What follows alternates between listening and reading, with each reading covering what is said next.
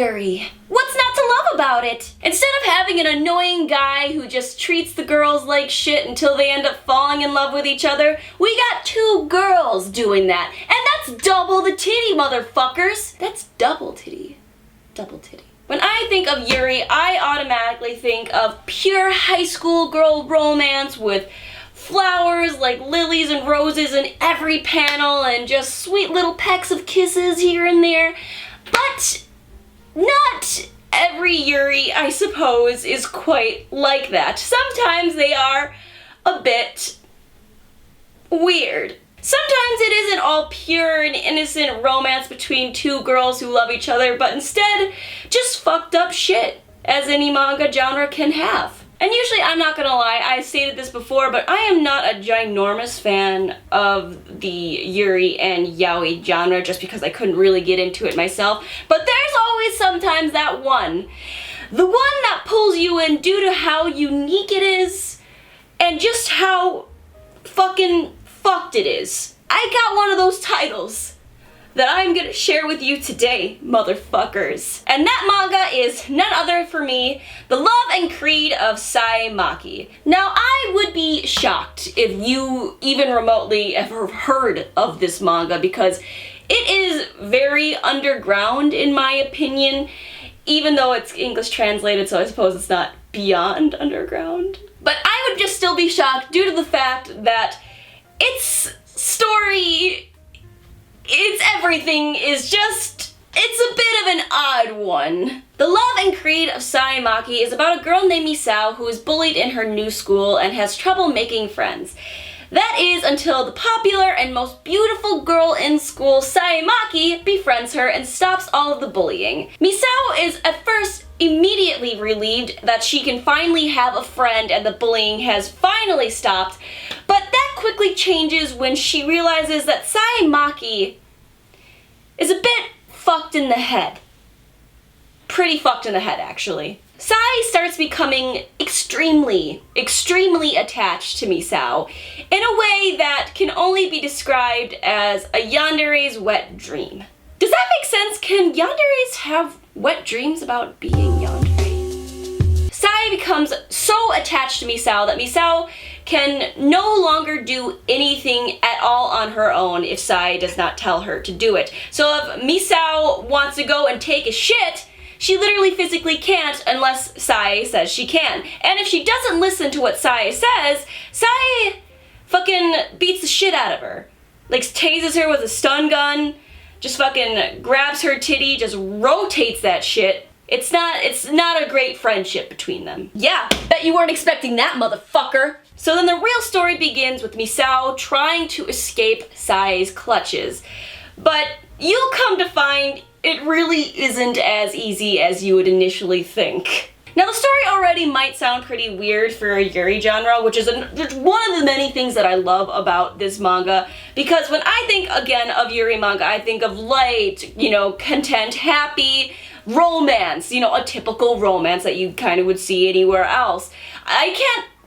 This is definitely the first of a Yuri kind that has a yandere element, as well as, like, instead of just a touch of psychological horror, it's like, let me just fucking dump that shit. But the story alone is not the only thing that makes this Yuri manga so unique. This Yuri manga definitely gives me a twist of that M. Night Shyamalan directed B-movie bullshit with the things that happen into it. Do you guys know who M. Night Shyamalan is? What is my fan base? This is the Sixth Sense of Yuri bullshit. Bruce Willis, the guy in the hairpiece the whole movie, that's Saimaki.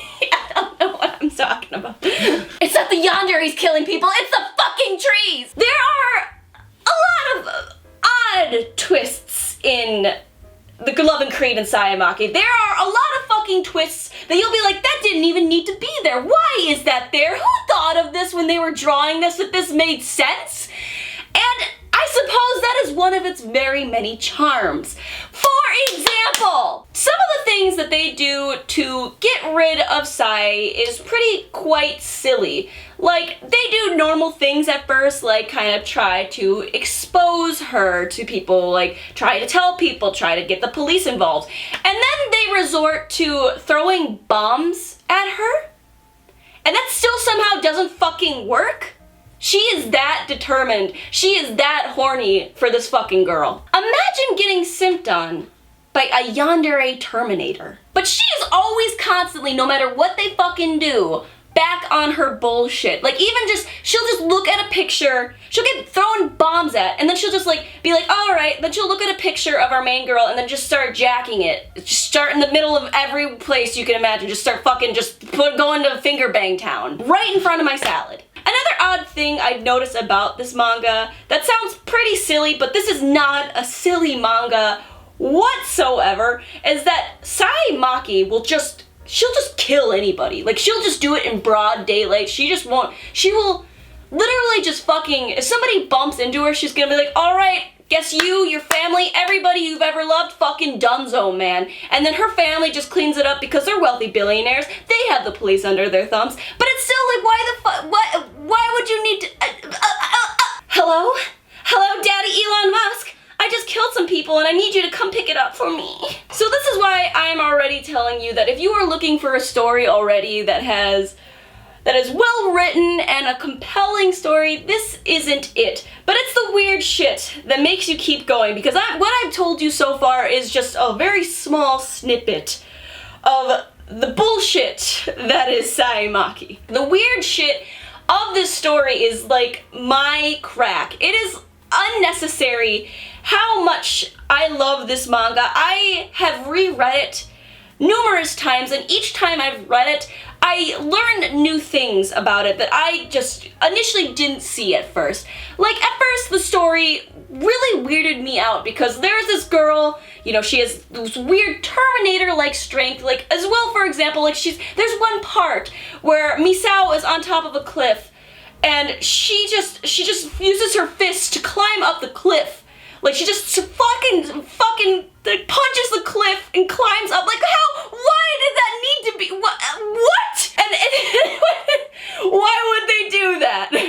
But then I find out later, like, she was born with this weird superhuman strength that I somehow did not catch on to previously, because I just thought she was just this really muscle-bound bitch that just came up this cliff with her fucking fist. Like, why would she just not would she just not walk? Like, why would she just, it's just so much that could have been done. But that's not the point here. This manga is like my fucking crack. I am taking a needle and injecting Yandere Yuri love into my veins. Is that how you do crack? And another thing I noticed that is just, one of the things that I kind of hold near and dear is that, of course, Sai Maki is a yandere, right? And so Misao could literally just like shit herself, and Sai Maki would pull the most Shibami Yumiko bullshit in the middle of just anywhere.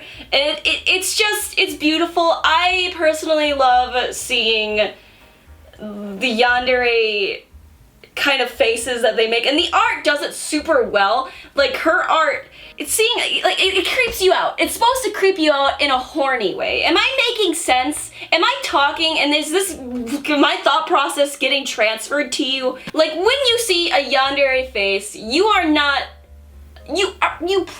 probably are not meant to feel horny from it. You're meant to feel unnerved. But for some reason in Sai Maki, when she makes like these yandere faces and you see Misao just kind of like pissing herself out of fear, it's like, hell yeah, I'm scared, but in a sexy way. This manga is definitely meant to be unnerving, not silly, not anything else that's meant to be even kind of lighthearted. It is meant to be unnerving, and you can definitely feel that in the artwork. The artist does an amazing job of making you feel fear just from the characters' expressions, and that is not something I often find in manga alone. Usually the art can be scary just from seeing something scary in detail, or seeing something, you know, maybe that makes you feel uncomfortable, but you can never usually feel fear and feel what the character is feeling just in their expressions alone. And that is something I truly do applaud for this manga as well. Like, that is just, that's good shit. That's horror. And like I said, even though I do enjoy this manga for its apparent random things, of course, not everything really gets explained, and that kind of goes into tying with what I mentioned before with if you're looking for good writing, this ain't it, bro. Like, for example, something that doesn't make sense, when Sai falls asleep when she feels like something's amiss, her body goes into Sleepyhead Sai mode. When she is in Sleepyhead Sai mode, she will go apeshit. She will destroy and kill anything in her fucking path. She is like sleepwalking, and then you just go up, you touch her, and be like, oh, hey, Sai, and she'll be like, bro! She'll fucking annihilate you, your future generations, just anything, everything. That is Sleepyhead Sai mode. She'll literally just like, you just be walking around minding your own business. She'll be like running like 15 miles to come get you and just to punch you in the dick. That is Sleepyhead Sai mode. She lives for chaos. She lives for death. Hey, I'm walking here. She doesn't care if you're walking here or there. She's gonna fucking destroy the shit out of you. But they don't explain why that was necessary in the manga. Like, they randomly just throw that in there. It's like, oh, for what purpose? To show she's like crazy as fuck? Like, I already know she's crazy as fuck, okay? She doesn't let a girl go and shit when she wants to. She carries a taser at the bottom of her goddamn shoe. I know she's ape shit. I don't need this. I don't need any of that. And I don't know why it needs to be there, but it is. And it never really gets explained why. But although it isn't the best in explaining things, one thing that the love and creed of Sayamaki definitely is a fucking roller coaster. One moment you're gonna be feeling like everything's fine, like maybe you have hope that Misao is finally going to escape the clutches that is Sayamaki. And then the next moment you're pissing your pants because all of a sudden she's here, she's making this face like, bitch, I know what you're thinking, and I'm gonna stop that shit right now. And then you lose hope, and then you constantly get hope, and you lose it, and then some weird shit happens. And that's just the concoction, the beauty that is this manga. And I fucking love it. I really love this manga. This is actually the third or fourth time I've reread it, because sometimes I just get a really weird craving for it.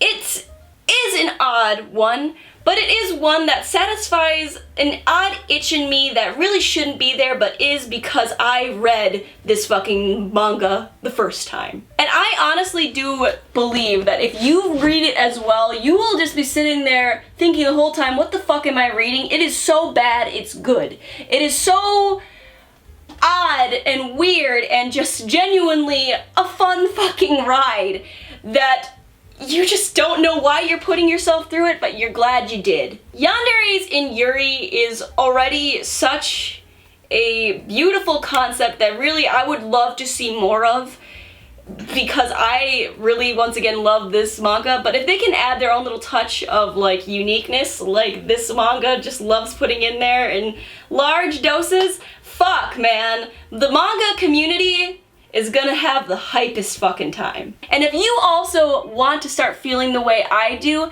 this manga is actually available on BOOKWALKER. And hey, I got news for you guys. BOOKWALKER is currently having an event until June 25th where you get 50% coins back on certain Yuri titles that are linked in my description. So boys, get on that shit, especially with fucking this one. I truly do, I highly, highly suggest you encounter the what do I even say, the essence that is the love and creed of Sayamaki.